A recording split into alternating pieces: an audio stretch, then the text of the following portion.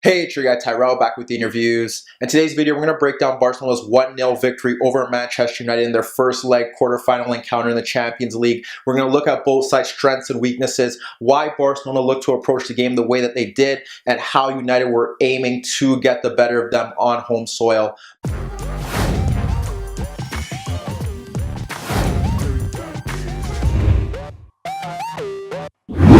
Before we get into today's video, don't forget to give our video a thumbs up if you do enjoy it. The bell below does give you daily notifications regarding our organic, unfiltered soccer/footy analysis. And don't forget to subscribe to our channel. But first, let's get to the starting lineups. We look at Manchester United, more of a 3-5-2. Rashford and Lukaku up front, out in the wing-back roles, Dalot and Ashley Young. And in midfield, McTominay, Fred, and Paul Pogba. Then we get to Barcelona, more of a 4-3-3. Messi, Coutinho, and Suarez up front. And in midfield, Rakitic, Artur, and Busquets. So now let's get into the first half, see how both sides look to approach the game and how United were aiming to break down Barcelona. So when we break down the opening half and look how both sides look to approach the game, United in 3-5-2, Barcelona in a 4-3-3. What we end up seeing here is that the midfield battle is set. Each marker should be able to pick up their own markers. When you have Pogba against Rakitic, Artur against McTominay out in the wider areas, the way that Barcelona look to approach the game is that you're going to have Messi floating in behind, which creates space for Semedo to push forward to Dalot. And on the opposite flank with Coutinho, who initially started the game wide, but eventually started to move into space in between Lindelof and in between Young, that it does provide space for Jordi Alba to push forward as well. And with that being said, Barcelona were very key. It was very key that Barcelona did this with Busquets dropping off a bit deeper, and at times he did interchange with Rakitic, who could also drop in there. But it was odd that Manchester United never really had any markers that would step to Busquets when he dropped into that space.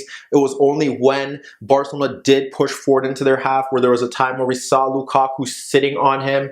On Busquets, you saw Rakitic with Pogba, and you had Dalot against Semedo. But that was kind of how they did go about things. But Barcelona struggled to kind of create chances in that opening period. They were a bit sloppy in possession. We saw Busquets in the earlier stages sliding in on McTominay, losing the ball, then having to foul Pogba for booking. And they were very sloppy trying to play out of the back. And they struggled in that regard. But they really got going when Messi did drift central into the left-hand zone to get on the ball. There was no one there to pick him up or track his movement, and that was when they really had sustained periods of pressure. But besides that, when you think about Barcelona and their attacks, you have Suarez, who constantly dropped deeper but was struggling against Chris Smalling.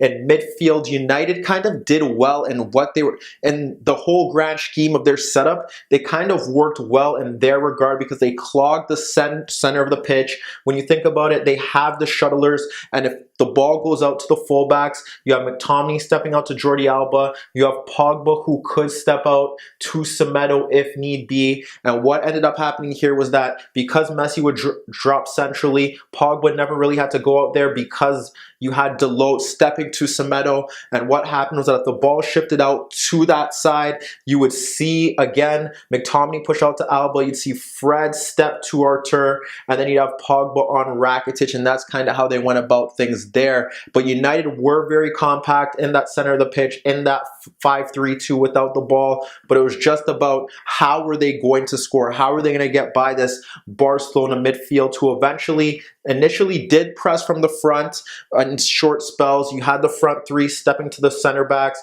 There was a time where you saw Fred drop off and you saw Artur push to him, but that didn't happen often. Whereas for United, they were looking to close down quickly with the center backs pushing forward and then trying to get the shuttlers out to the wider areas, or trying to keep the midfield bank tight and push the wing backs forward as well. But even on goal kicks, there was one time where you had Busquets and you had Artur step into that space. What happened was that McTominay and you had Pogba step in, and there was another time where you had Rakitic and you had Busquets step in, and Pogba did step forward, and when the ball shifted out to Rakitic, he pushed out there, and then when it moved out to Busquets, he was able to slide into Busquets. So that was kind of how Manchester United were looking to close down Barcelona, but when you really look at it, Barcelona did drop off into two banks of four for large spells of that half and throughout the game, because their game plan was simple, and it really was down to United not having enough quality to create chances from open play. And that was one of the big things here, because if they drop off in the two banks of four, they could even push the two men near Fred, and then it forces Smalling, Lindelof, and Luke Shaw to push forward. And what you have here is Coutinho shifting out to the wider areas. And on the right side, you have Rakitic, who could tuck into that space as well. And they were really combative. And they were the only issue that Barcelona really had when they dropped off into that shape was that they did concede space between the lines, where Pogba was able to pick up the ball in those spaces there, in between Rakitic and between Busquets, or even in between Artur. So that was one of the big problems they did have. But in the grand scheme of things, that was the way that both sides set up. So now let's look to the first half chances, see where they were able to find their advantages and how both sides coped with the threat of the opposition's attack. So first we'll start with Manchester United. And like I said, Barcelona really didn't have the need to push men forward because United's sole threat was on the counterattack. So although Semedo and Alba were pushing forward, they weren't bombing forward as much as we expect them to. We didn't see many of those traditional Alba runs in behind the defense. They kept their shape, and when you break down the chances that United did create, a lot of it did stem from just simple open play, but they struggled to get the job done. And when they were able to break close towards goal, it was when Barcelona's backline was out of position. When we look to the first opportunity, it's Shaw just clipping the ball into Lukaku, who is dropping off to pull out Piqué. And what happens there is that he chests it into the path of Pogba, running beyond Semedo, and he cuts back in. And with Piqué out of position, he slides the ball into Rashford, who runs in behind Lenglet to get the ball in between both center backs. But as he tries to get onto it, it's Ter Stegen who pushes forward to clear his lines. But just like that, we see the combination play with Lukaku. We see Pogba involved, and Pogba did have a very good game in terms of playing passes, forward passes into the wider areas, trying to get his teammates in behind and forcing Barcelona's players into several fouls. Shortly after that, we look to another opportunity. It's Pogba again, and we have a pass played in between Rakitic and in between Artur from a loose pass. And what happens there is that he picks up the ball and he slides it out to Rashford, who's able to cut in from the left, cut past Rakitic, and just bent his effort over the net. And just like that, like I said, Pogba involved in between the lines, getting his teammates forward, and Rashford probably should have hit the target from there. We look to two other opportunities now, where what we do see is that with Barcelona, when they were in that 4-4-2 without the ball, one of the biggest problems here is that on the right side, they were getting Rakitic to shift out to Dalot when he got onto the ball. The other problem is that on the left-hand side, if Coutinho was a bit higher, they weren't getting Artur out into that space, and that was a big problem, because what happened was that when Young got onto the ball, no one was really closing him down. We look at two opportunities. First one, we see Suarez try to get to him, and with Alba pushing forward, he locates the run of Rashford, making a darting run into that right channel, but Lenglet tracks it and brushes him off the ball to ensure that nothing happens there. But that was one of their avenues where they look to get into space, and that is something that we've seen from United's forwards in strike partnerships under Solskjaer. Shortly after that, again, the ball shifted out to Young, and this time Alba does step, and again it's Rashford making that run in behind, but it's Busquets that locates it, and as he tries to beat him 1v1, Busquets is able to stop that threat there. But just like I said, Rashford making those darting runs in behind, and we'll get into the second half later on where we see Lukaku doing the same thing, and that was one way that United tried to get in behind Barcelona's defense. And one of the final opportunities that they do have is again Rashford from the right side, and it's Pogba involved, like once again getting in between Piqué and getting in between Semedo, and they both leave Dalot breaking free into the box, and he nods his effort across goal. Should do better there, but that was kind of how United were going about their business.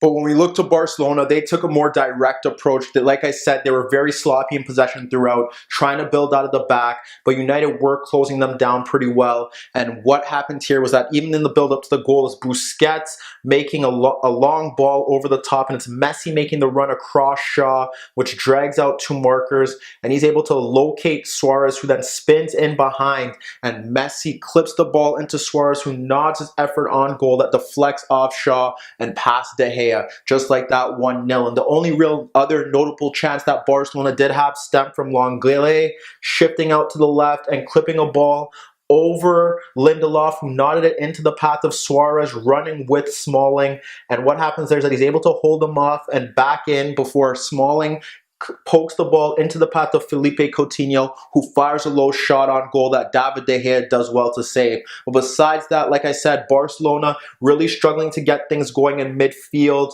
Coutinho not really involved. Suarez not really impacting the game. Messi only influential when he's dropping into space down that left-hand side, but with limited runners, no real width down either side in terms of players running out defenders. Barcelona looked pretty conservative with their approach, pretty complacent. They got the away goal, but just struggling to really kill off the tie. So now let's get to the second half, see what changes both sides made, and why Manchester United struggled and were unable to get a goal here. So when we looked at the second half, there weren't really any changes here. Again, we had Luis Suarez struggling to hold up the ball against Chris Smalling. Romelu Lukaku, on the other hand, was doing a better job drifting out into the channels, holding off Lenglet, holding off Piqué, linking play with his teammates. But unfortunately, he was eventually summoned for Anthony Martial, which kind of made sense because Martial could offer the speed with Rashford into the channels. However, United lacked that reference point up front that they could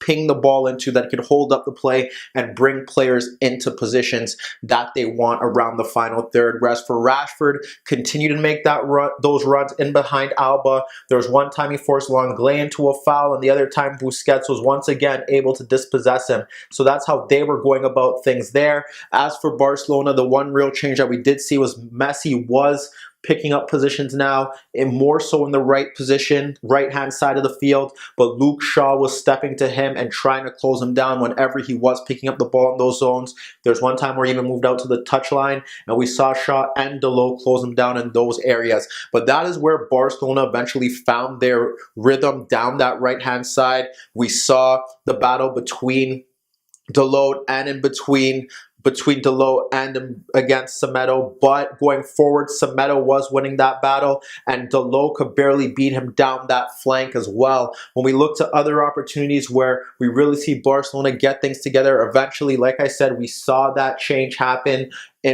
with Rashford and Martial up front. There was one time where the ball was switched out to Semedo, where he's able to cut in on Dalot and split Dalot and Shaw for Suarez running in behind Shaw, but he lashed his effort into the side netting. Shortly after that, Barcelona finally made some changes. They brought on Sergio Roberto, they brought on Vidal, and then they moved into more of a 4-4-2. And why did they do that? Well, now you have a narrow midfield four. They were able to match United in terms of physicality with Vidal's tackling and Sergio Roberto's presence, and it really did help them control the tempo of the game as United's pressing did decrease, and when eventually United made another tactical change. And shortly after that, we see Jordi Alba poking the ball in between McTominay and Fred for Messi, and he guides it to Suarez, holding off Smalling, and he wrapped the ball around Smalling and Lindelof for Alba, breaking into the left half space, but he fired a shot on goal that De Gea was able to save. Fred was still a massive component to the game because he was able to break up play, was able to stop Vidal from breaking forward, stop Sergio Roberto from breaking into attacking zones on the counterattack, and that was pivotal for Manchester United. But eventually they turned to Jesse Lingard. They moved to a 4-4-2, and what happened there was initially we saw Martial move to the left-hand side, but as the game wore on, we saw Rashford move to the left-hand side, offers a better crossing range from cutting in opposed to Martial. And what ended up happening there was Messi eventually got going again because he was able to pick up the ball in zones in the right-hand channel in deeper positions, and they had Sergio Roberto making runs in behind Fred and in behind Tyrrell. And on both opportunities when that did happen, first he dropped deep, clipped it into that space. Nothing stemmed from that. Shortly after that, a ball played in between Fred and Pogba, which saw Messi peel off Fred, and he slid the ball behind Shaw for, again, Sergio Roberto, but nothing led to those chances. Crosses were tame. They didn't create any goal-scoring opportunities, and that was a big issue for Barcelona. But because they had the away goal, everything was sort of fine in that regard. And Barcelona had one key chance that nearly forced Ter Stegen into a save, where you had Lingard from the left-hand side poking it between Suarez and Roberto for Fred, who combined with Pogba. And then he was able to split the midfield for McTominay, playing a bit higher and dragging out Semedo. And what he ended up doing was he located Martial, making a run off Alba and off Longley into the box, but Piqué came across. Piqué was terrific throughout, crosses into the box, he won, making last-ditch tackles like that. But when you break down the game as a whole, Barcelona got the vital away goal, but Manchester United only looked threatening through the counter-attack, and Barcelona were prepared to drop off a bit deeper, soak up the pressure, and force them to break them down. And even with that, Manchester United didn't get a shot on target, and that's a worrying sign here, whereas Barcelona got the result that they wanted, played it a bit passive and a bit complacent, and almost paid the price for that, but go into the second leg comfortable and favorites to advance to the semi-final. But let me know what you guys think. Can Manchester United perform another miracle? And if so, what tactical changes do they have to make to beat this Barcelona side? Meet me in the comments below. Don't forget I upload videos every day, and don't forget to subscribe to my channel. If you like this video, give it a thumbs up. And that was your daily dose of the interviews.